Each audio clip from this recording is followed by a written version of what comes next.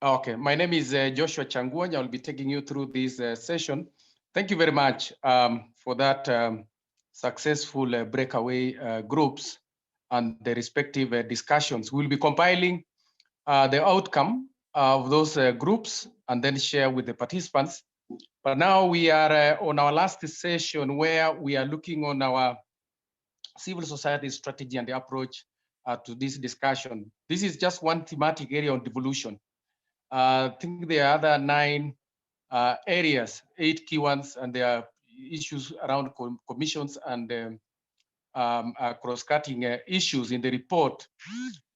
I think it is important to note that the role of civil society has been synonymous with the call for constitutional dispensation in Kenya. I mean, those ones that are charged with the mandate of promoting knowledge and information on democracy and government. You realize that in 2005, constitutional referendum, civil society played a very key role, as well as also the 2010 constitutional review process and the referendum then that culminated to the current constitution that we have. And our role largely was educating Kenyans on the review process, just to understand on the processes. And I believe the same applies now that people want to know the BBI process. And then the contents of the draft constitution, both in 2005 and 2010. BBI is here, and it has really awakened our role as civil society in terms of being visible and explaining to Kenyans, objectively, without necessarily guiding them or indoctrinating them to say this is the way to go or this is what to go against. The role of civil society in Kenya remains very critical, and I think this is a timely discussion through this grouping of civil society that are looking at the devolution thematic area. So our strategy proposal is premised on the thinking, but of course this is not to say that it is the way to go, but it's just to help us have a stronger discussion, is to have an organized civil society voice where we increase capacities of citizens to have the messages in clarity on what is contained in the report, and the process that is going to culminate either for a parliamentary discussion, legislative review, or whether we are going into a referendum, or there are areas that probably citizens are finding them to be very contentious. And of course, ours is just to simplify the information and ensure that citizens get this in a more clear way. I think the summary of it all, from this subject of devolution, I think we are all in agreement that devolution has increased the citizen participation and promotion of civil society engagement with the people. And it has also responded to opportunities to influence decisions that affect the lives of our people, both at the county level and the national levels of our country. Our strategy now to be effective must touch on the 2 levels of government, on the proposals made by the Building Bridges Initiative report. And it is important that we look at the BBI, in 3 sections. We look at the BBI, the spirit, and this was the handshake, which I think, looking at the response by different people in our country, they really appreciated that, because it's really what calmed the tension that prevailed in our country post the 2017 general elections. Then BBI, the process in the sense that we had a task force which was put in place, and I think there's been a lot of questions surrounding that as to how it was put in place. Why are the youth not there? Why are the people living with disability not part of that task force? Why is it a group of older women and men? There are those questions around there. And then, of course, was their engagement with the citizens of this country participatory as provided for in the spirit of the Constitution 2010. Then lastly, there is the BBI, the content, now the report, which is here now with us. You remember now there's been a lot of anxiety in waiting for the report. And there were 2 releases. There was the first one last year, And there was also the extension of the tenure of the task force to relook on the implementation of the report. And now we have now the report and its proposals on how it can be implemented. So, and I think we have a lot of work to look into that. So culminating to the various caucuses by civil society organization, I know there's a group that is looking at elections, there's this group that is looking at devolution, there's also a team that is looking at the police reforms, there's a team that is looking at the issues around anti-corruption, inclusion, national values, national ethos, rights and responsibilities, and all that. So we've organized a civil society conference to take place next week on the 26th and 27th here in Nairobi, which is going to bring civil society together to reflect on the Building Bridges initiative, on the proposals on constitutional and legislative reforms. And this will culminate into a civil society strategy for democracy consolidation, safeguarding human rights, and safeguarding the gains in the Constitution of Kenya 2010.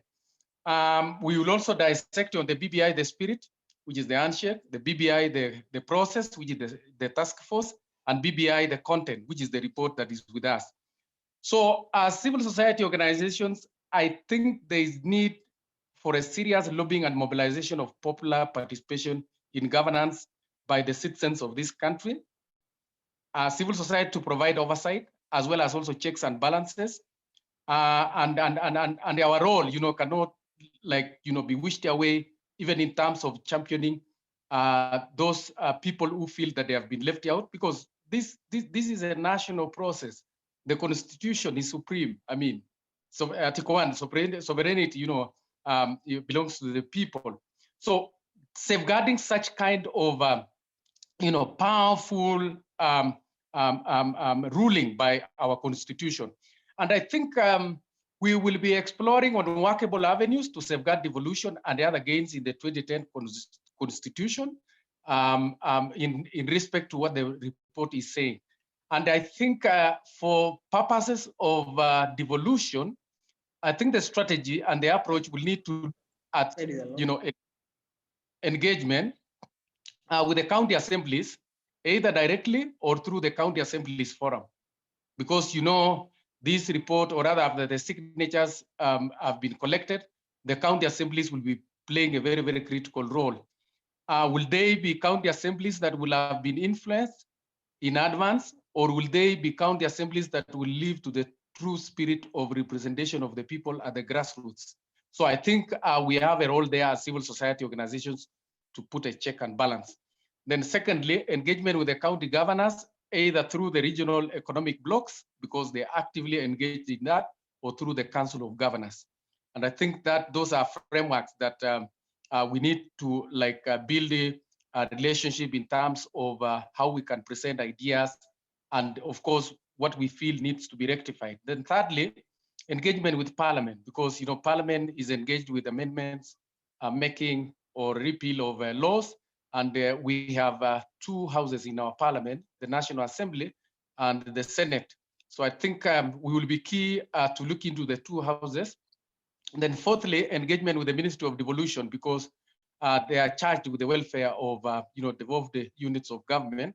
And I think that is mapping the executive arm of government through the ministry. And then fifthly, citizens self-government as a protector of devolution, because if citizens will present themselves as people who are knowledgeable and understand the ongoings in our country, they will not be taken advantage of.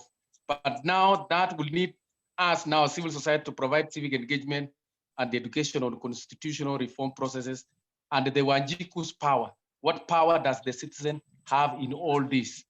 So I think that really lies squarely, on our side as civil society organizations. And second, lastly, is the citizen petitions to county assemblies and parliament. I think we need to enable our citizens to regroup wherever there's something that probably is going to erode the gain in the 2010 Constitution.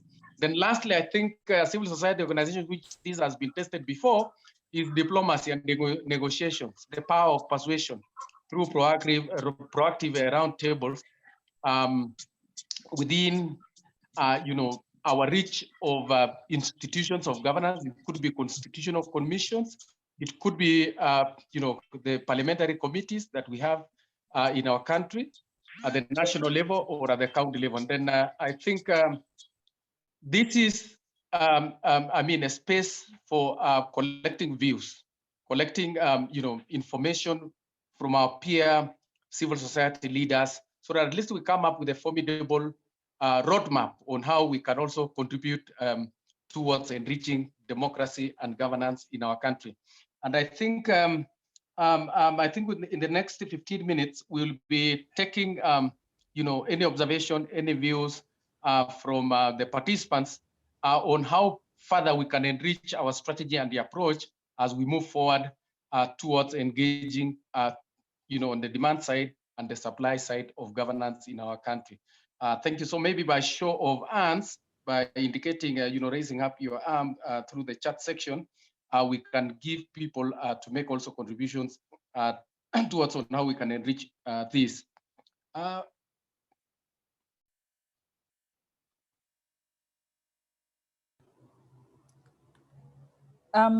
Joshua, I'll request to intervene, and then we can do the show of hands for ideas on strategy.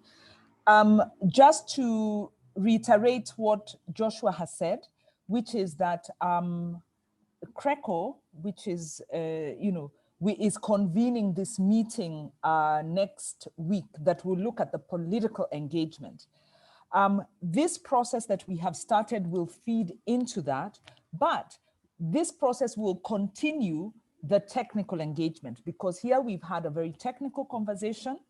We are going to collate these findings and develop a comprehensive memorandum and really represent what has been said here. Yes, there is some good, but make a set of demands. So we anticipate having that. We are going to aim to try and get something, not in the coming week. We'll give ourselves, the rapporteurs, time to compile, then time to synergize. So in the week after, we anticipate now releasing that comprehensive memorandum that speaks to the issues.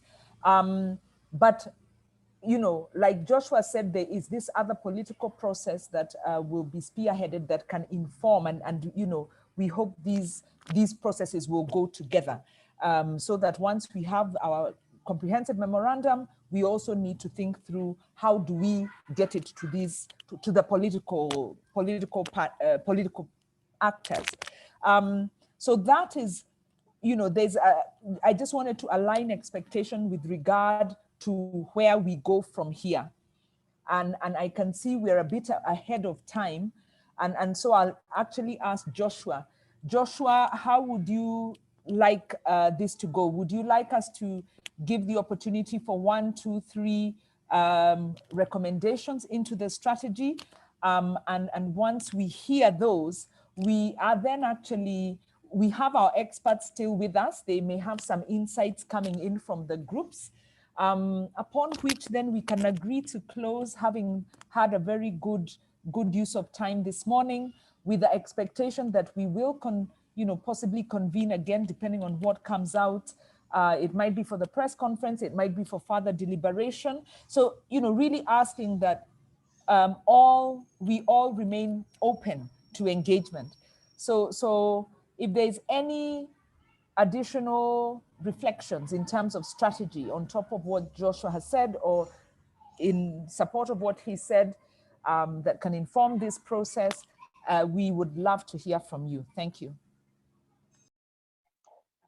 So Wanjiru, maybe we could take, a few of them, just, in the spirit of promoting participation, and then we can do the wrap up. Thank you. Yeah, I think that would be prudent to do in appreciation also of the participation of participants. So I'm looking at the chat section. The participant section, there is no hand that is up, but feel free. Joshua, there is a question here from Robert. Robert asks, will the final memorandum be to be presented acknowledge the CSOs who have participated in the process? And I think that's a very, very good question. And you know, anyone who registered will be acknowledged. If you didn't register, it's difficult to do so, but I think you're setting a bar for us that you're part of the process, you want to be counted. So we will take that on board. And I think also Abraham has dropped in his presentation into the chat, so you can access that. But otherwise, I think, Joshua, I'll step out and leave it to you for the next few minutes. Okay, thank you so much, Wanjiru, for that. So we encourage participants so that we utilize time. If you have any addition on how best we could approach this, then feel free also to leave your email addresses so that we can even send you some of these, compilations at some point so that we don't lose you. And we encourage everyone probably to get to CRECO, to Tisa, and the organizers of these conversation around devolution, so that at least we keep in touch, because I can see we are from different parts of the country. I'm actually trying to see who has raised his or her hand up in Joshua, terms of here. I can't see where to raise my hand, but I okay, can please, you can say your name and then yes. You can proceed. Okay, my name is Valerie Okumo Jiambo. I just want to add my voice on the issue of strategy from the insights that came from our group discussions. And what I had that was key to the strategy that can be used by the CSOs is for the CSO to be able to really look at the BBI report recommendation from the different proposals that have been given out, and therefore consider the issues of amendment to the Constitution, issues on consequential legislation, and issues on amendment of existing legislation, the policy measures and administrative measures therein. So that in the strategy that we come up with, because wholesomely, we need to make sure that there's something that at the end of the day needs to be achieved, so that even if we do not get to have a say per se in the amendment to the Constitution, then we should also not throw away the opportunities we would have with the legislative measures and the policy measures and administrative measures.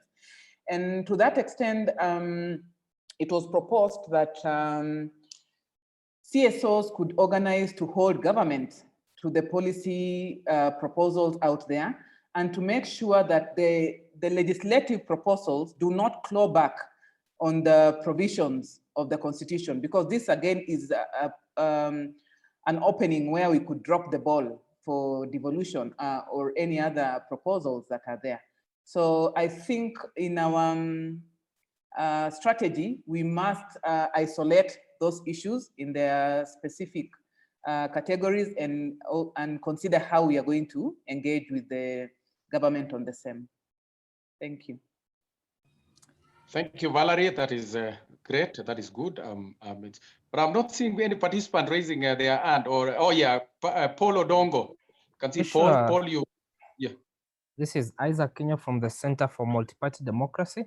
I want to make my contribution and say that the BBI, the process of the BBI is more of a political process, and as one of the main strategy that we will consider the civil society is here to look in is bringing the political parties themselves, because we need the voice of the political parties. Because the BBI proposes, other than the electoral reforms, there are also a critical political party reforms. And without the political parties themselves deeply involved in this conversation, then we are likely to lose a very big a stakeholder who is very crucial. So one of the strategy I propose is that as we have the conversation that is stakeholders targeted, then we could consider engaging the senior leadership of different political parties, because at the end of the day, the discussion of BBI, passing the BBI, will go to the National Assembly, to the county assemblies, and it is the political parties that hold or that these political leaders account to. So that is one of the strategies that we from CMD Kenya, we consider we could work in hand with to ensure that we have the buy-in of the political parties, and then ensure that at least at the end of the day, the voice of the civil societies find their way in the hearts of the political actors. Thank you so much.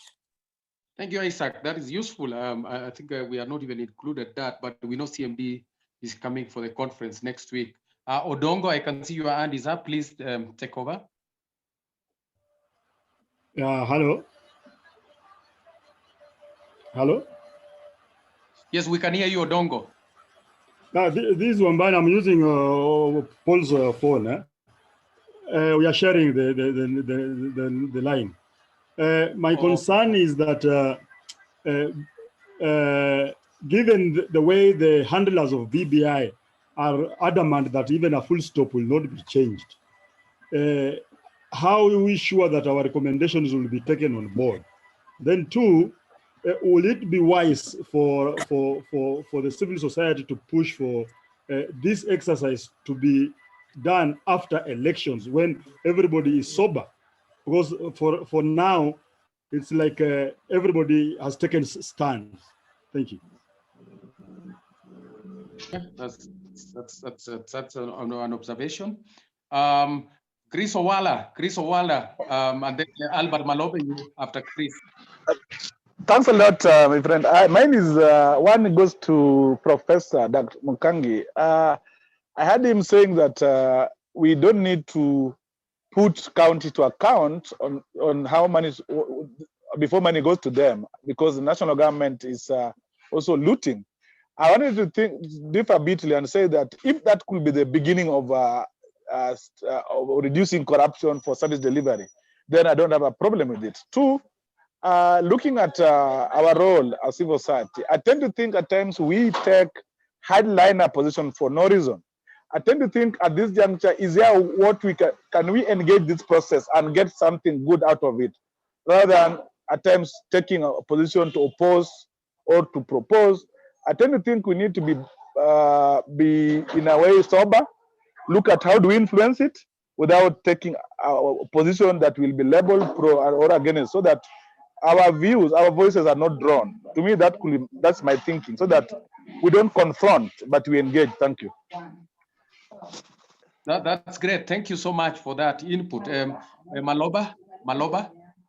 For BBI. And this is an observation to all youth in the Republic that please let us support BBI sincerely. Let us discussion or conversation from a sincere perspective, other than having minority guiding the youth. I would also like to encourage the youth that BBI is a 9-point document, and let us expound our discussion through all those points. There we are in a certain direction on issues of youth commission, help, maybe the two of them. There are wider spectrum that we can look at and continue discussing at a larger perspective of BBI, issues of corruption, security, wage bill, etc. And then I will advise that BBI is, to me, it looks like a conveyor belt, and we need to discuss even as it goes through the issues of tax break that are given to the youth, and avoid parading towards or being used as flower girls towards making some decisions. And this will need all youths to raise to the occasion and have a voice and stop making noise. Participate in the national baking of the national cake so that we are not left behind. And finally, it will just be important that we share on the same table to avoid breaking the table if we are not on the table that is making decisions for the youth. That will be my observation to all the youth, and request them that kindly, this document is going to affect us, it's going to affect the future generations, and so our voice must be well shared for prosperity. Thank you. Okay, asante sana Malobe. We have we have three last ones, and let's have Pauline go. Pauline, please. Oh, good. Thank you very much, Joshua. I just want to add into many places that I think it is important we don't lose that we cannot still win this battle without involving the politician. We are saying they are the ones kind of who are pushing the process. So here a strategy is required. How do we get involved? How do we involve them into this process? I don't think we can really make much progress when we just ignore, but how do we bring them closer? It is a corrective, a teamwork, so that even the CSOs can win this battle and our voices are heard. They are always ahead. So that is my view. Then how are you going to get to the ground, to the grassroots, for the Mwananchi Wajiko to get and understand this, the 9 thematic areas which were raised by the handshake? How are we doing this? Because we cannot just talk in the Zoom and we are not really getting into the grassroots to Wanjiru and understand how she is going to get into this, so that we get the numbers. As the politician, you know, they really deal with numbers. How many CSO, where have you gone? What have we done? I think that strategy is very important. As you're calling for the conference, who is coming for the conference? Are we in the 47 counties? What are other counties? Not only, you know, how many, the representation of those counties. That is my view, because we can never win so much. That is my view. We can't win really this battle of presenting our views, and we are taking it to the same politician. They are the one who choose the people who are already sitting into the committees of BBI. I think we really need to come up with a strategy of including or being included into the table of the decision making. That is my view. Thank you so much. Thank you, Pauline. We have Mungo. Mungo, please. Dennis. Thank you very much, Joshua, for this very informative session. I think I'll just have a quick question, and I put it out as a strategy going forward. I'm seeing here we have almost 150 participants from different CSOs across the country. And I think for us to be successful as CSOs is also that we need to synergize our efforts. For me, I'm from Youth Alive Kenya, and we want to focus our efforts on, especially when it comes to civic education, on what does the BBI say about the youth, so that they can also be understand and be part of this process. So I think for us, I think it is a monumental time for us as CSO to strategize on how can we come together, even if it is under different thematic areas, but how can we strengthen our collective voice, so that when we start civic education, or as we continue with civic education, we can be able to, I think we are stronger, united. And I think what you've done here, bring all of us together, is a good thing. So how can we carry on this, is my question. Okay, thank you so much, Mungo. Ndupi, we have Ndupi. I saw your hand. Thank you. I'm Bonventure Ndupi from RIP Butla. My view is that there is national representation of gender in Senate, but at the county level and even at the ward level, BBI is creating a ward fund. We want to push as a CSO to see that even in the ward fund, there is equal appointments. We want to see it even in the CDF, so that there is equal outlook of equality in the whole country, not just at the Senate only. Thank you. Asante sana. And I think I will not be fair if I left out Otiende and Wepukulu. Sarah, please. I think that is our second last participant to make a contribution in the last session. Sarah, please. Sarah Otiende. Yes, I'm here. Thank you so much for this opportunity, and thank you for bringing us together.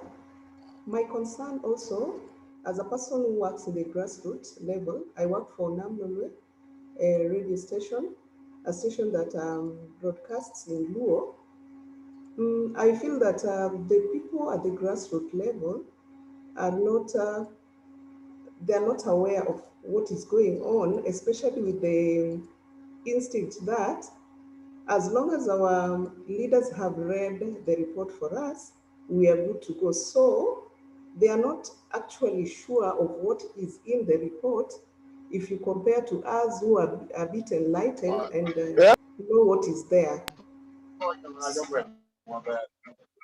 So my issue is, how should we work so that their views are also channeled and they are put into consideration, so that we don't leave a gap between the people who know what is there in the BBI and the people who have no clue, but their votes count in.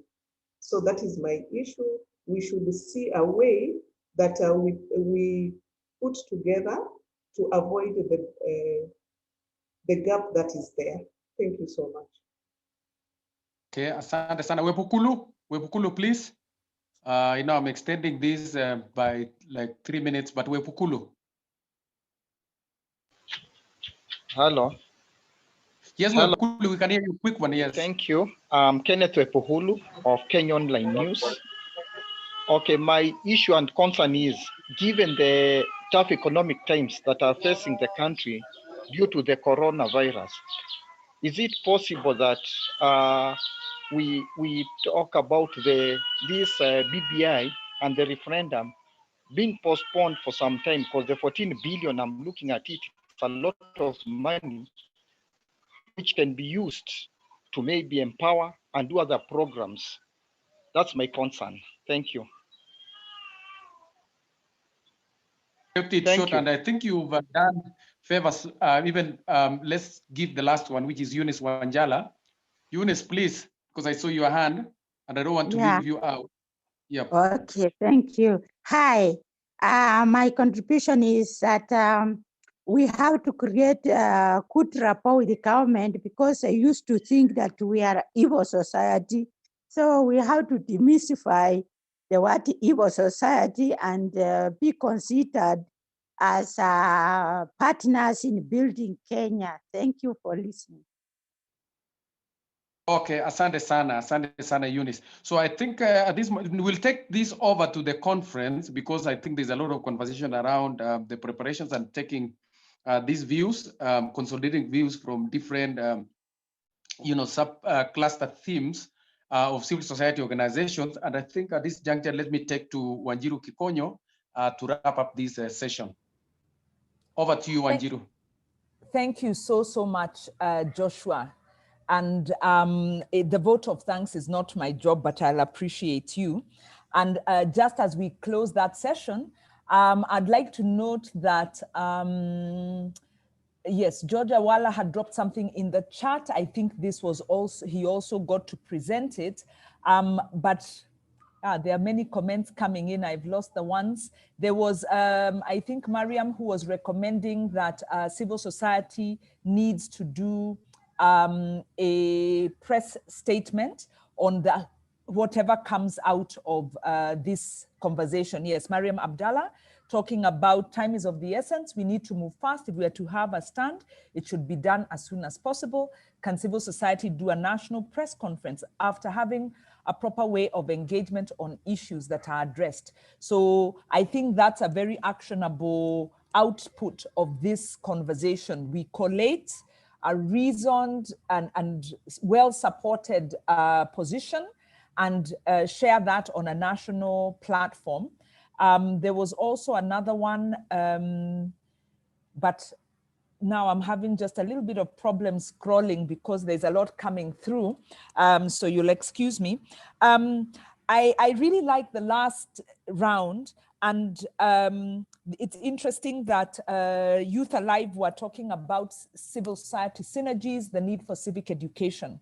In the public participation panel, civic education also came out as one of the key things that's needed, and the issue of civil society coming together, and also even interrogating the philosophical underpinnings of this document. So as civil society, we have a big role in terms of speaking into the document, that which is missing, as we were, we've had in from the opening plenary and also had in the thematic groups.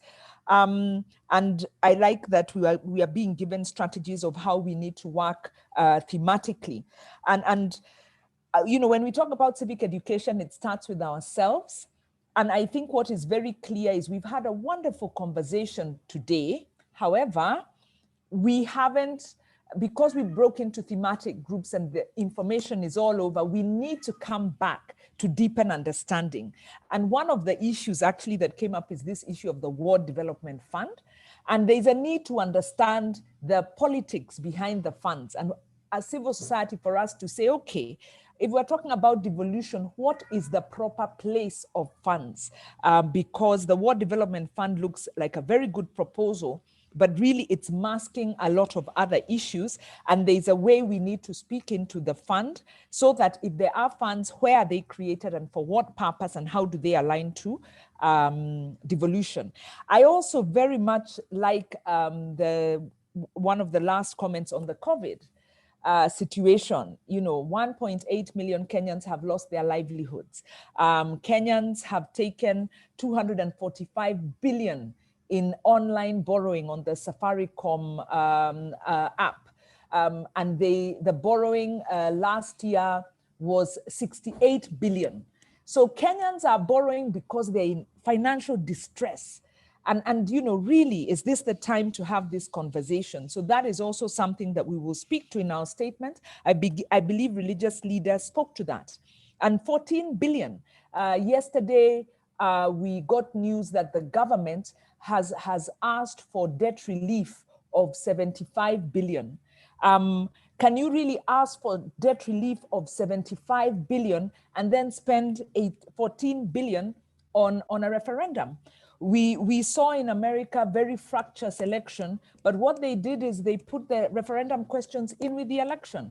So as long as you're doing, that universal suffrage process, you're having an electoral process, you have the elections, but also tie it up with one or two key questions around the referendum. So we need to get creative.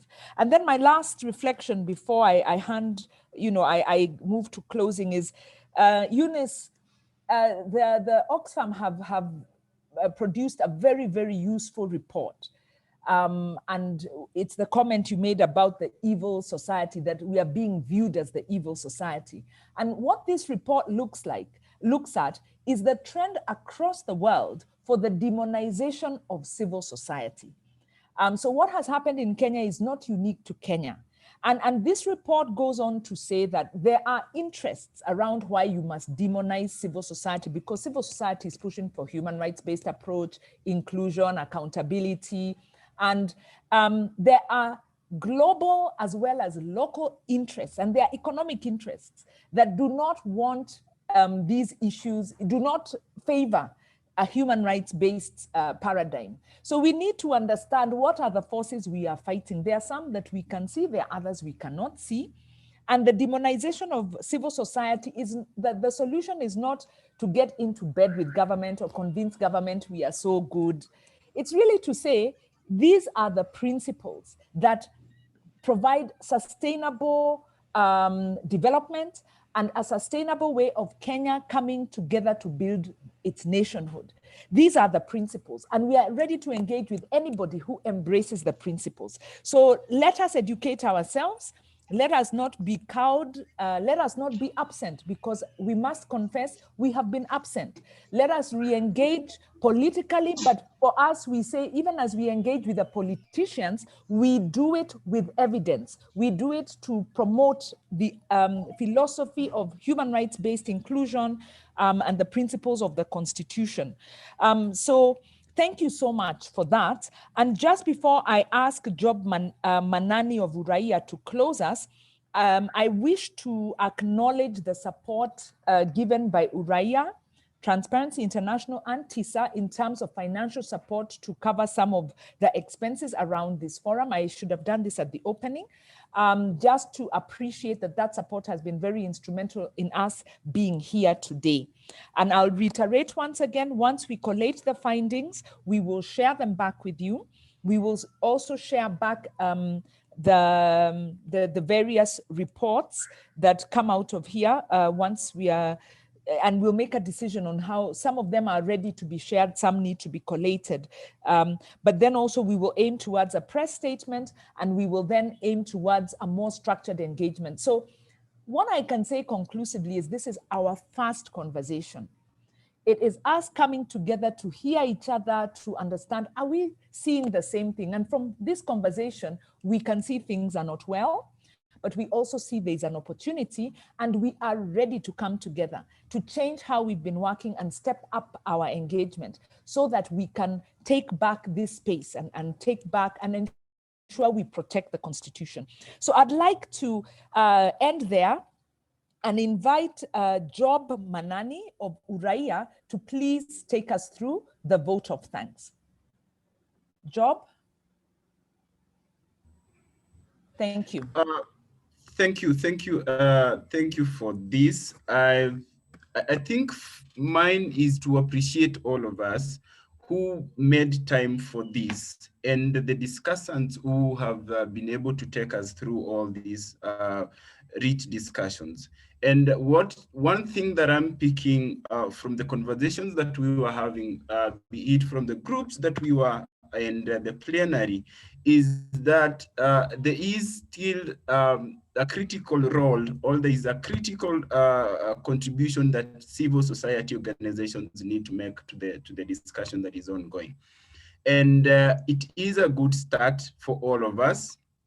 And as Wanjiru and Joshua have put it, this is the beginning, and we look forward to a more enriching conversation that will culminate into, you know, a memorandum, or be it a position that we're going to take, be it, you know, deciding that we can only restrain ourselves to civic education, or are we taking a stand? So I think it's something that we can reflect upon. And as we have started this conversation, we hope that by next week, when we are having this physical meeting, I think Joshua has already invited all of us. I hope Joshua, I'm not trying to invite people to get crashed into your meeting, but I am sure you invited all of us. I think we will develop upon what we've been able to do right now, and then we can be able to engage. From Uraia, we want to thank you, sincerely thank all of us for making time for this and being candid enough, you know, from the questions, from the contributions that we've been making. And this is the spirit of engagement that we want to be having. And it will also help us, you know, make informed choices, or even inform our mind and these debates upon when we're having discussions around this with the public. So we need to, I can only say that we need to take our space as civil society organizations, and let us not leave this, especially the civic education and educating the people, the public, let us not leave that role to the political class alone. The political class will do what they do best, and the civil society organizations, we need to do our bit. And one thing that I agreed with Kamodo Wiganjo in our group is that we need to look and ask ourselves, what are some of the gains, or what is the value addition that we're getting from all the BBI discussion? And is it something good enough for us, you know, to say we can leave this? So can we engage on the content? So without saying much, I will say that we also need to be aware that the political class are doing their bit. The civil society actors, we need to do our bit. We at Uraia, we always encourage engagement, and this is the beginning for this, and we need to build on this. With all those remarks, I want to sincerely thank all of you for making time for this, and let's hope that we will engage more on this. Thank you, Wanjiru. Thank you so much. And actually, that is the end of our meeting. And all I can say is thank you once again. Have a wonderful afternoon, good weekend, until we meet again. Thank you. I forgot to mention thank you to our sign language interpreters. Thank you for your great efforts, Asante.